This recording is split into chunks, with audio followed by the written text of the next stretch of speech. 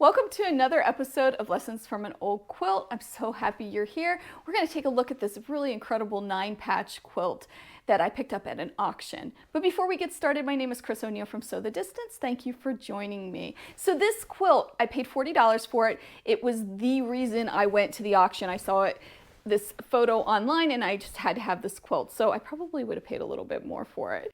I bought 11 quilts at that auction. This was one of them. There were probably 35 quilts there. I just wanted to pick ones that I knew that I would be able to talk about with you. So this quilt is about a twin size. It's 72 by 80, and each of these 9-patch blocks measure about 5¼ inches, and each of the little squares within the blocks measure 1 3/4 inch. So it's a really cool quilt. There are 80 blocks in this. There are also 108 quarter stones, which we will talk about as we dig deeper into this incredible 9-patch quilt. So let's get started taking a closer look at this quilt. So we'll talk about the block first and then the fabrics. The block itself is a 9-patch, meaning that it has 9 pieces that are put together in it like a checkerboard pattern. We can see that here. This is your block. Okay. And in all of these blocks, or most of these blocks I should say, the maker used a bright color and then a shirting fabric for the light. So we see this, in this particular block, we see the dark blue and then this brown and white shirting fabric. So that's pretty consistent throughout. We can see it even here with this green one. The green is the checkerboard. Let me move that so you can see it in the camera a little bit more. The green is the checkerboard, or the dark part of the checkerboard, and then there's some sort of shirting fabric. And of course, I have to point this out, all of the lines are straight. They all go the same direction. I just love that, as you all know if you've been following me a while. So that's the unit. After that, the maker added sashing strips, this pink fabric, and then these green cornerstones for each of the blocks. So we see that throughout. Now, this fabric almost looks like a brown or a green with a blue on top. That could have faded, I'm not sure, but it is throughout except for on the ends. And on the ends, the maker either ran out of fabric or, hey, it could have been a design choice, chose to use this color. And it's a solid like seafoam green color here, or turquoise. So I find that interesting that only on the ends. I'm not sure what happened there, but it's really cool and it does add interest to this quilt. So one of my favorite blocks is this yellow one here that you can see. I'll move it up. I love this. I love how bright it is. There's just some wonderful, wonderful blocks. Over here, however, we see some stripes together with stripes, and it's a very busy block. It almost hurts your eyes. But what I really think is cool is that the maker clustered like blocks together. So we see a strip of these very geometric blocks here. We see a strip of the greens here, blues down here. Okay, and then of course the pinks. But wait a minute. Something happens with these yellows because you can see we have different blocks with them. So what happened here? I'm not sure. As a maker myself, if I had all these wonderful blocks, I would have mixed them up and put them all over the place and just randomly place them. But this maker decided to cluster same blocks together. I would have never thought of that, and I think that's just such an amazing idea. So I might even try that sometime with my own projects.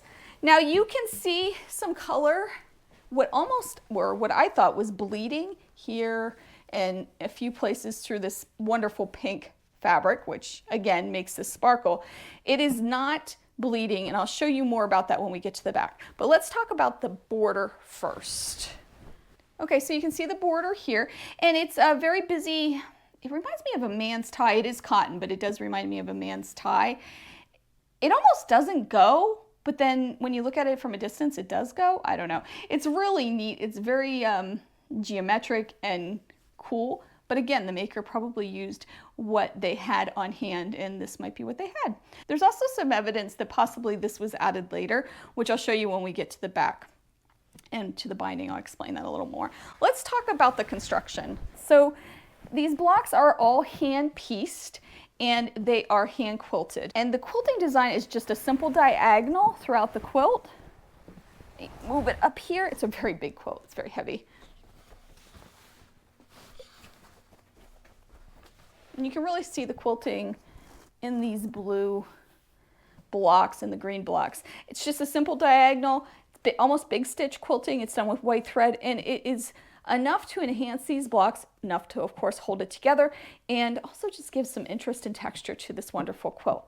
So let's turn it over. We'll talk about the batting, or, well, what they use for batting, and why we're seeing some blue through this. Okay, so hopefully my monitor is not lying to me here and you can see what I see. So the batting that was used for this quilt is actually an old flannel sheet. Now I confirmed it's an old flannel sheet because there is a small hole that I could look through and see that, but you can also see that the floral pattern that was on the sheet is coming through loud and clear here on the back.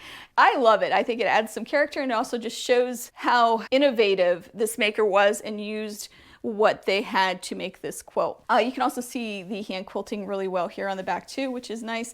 As far as the fabrics on the back, this maker used two different colors of fabrics, a yellow and like a corally pink fabric, pieced it together for the backing. So let's talk about the binding. So the binding, so it is a solid green. It's almost like a chambray type of fabric. It's not cotton. It doesn't feel that way, at least. And it was done by machine. It's the only thing on this quilt that was made by machine, which tells me that it was maybe replaced, done later.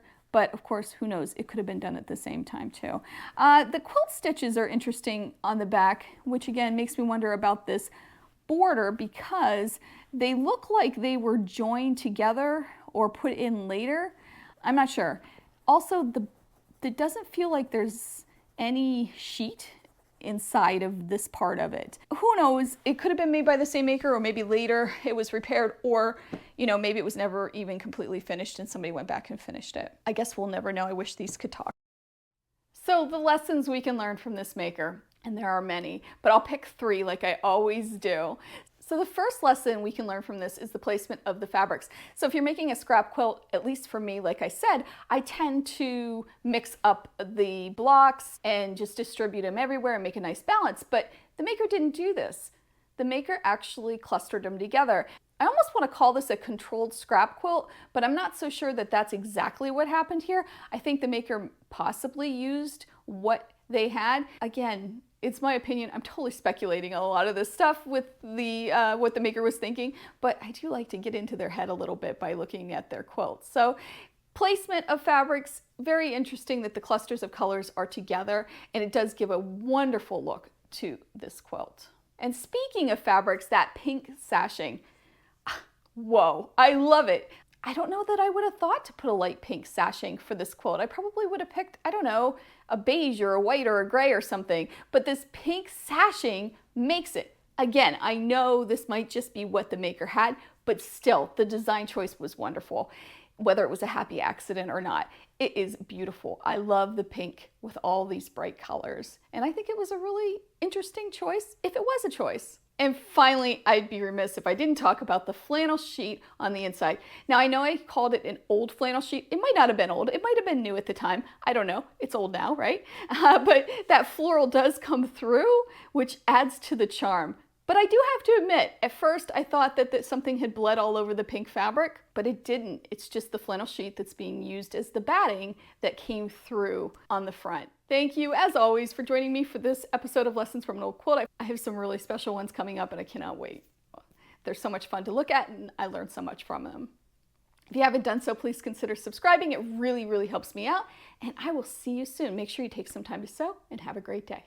Bye.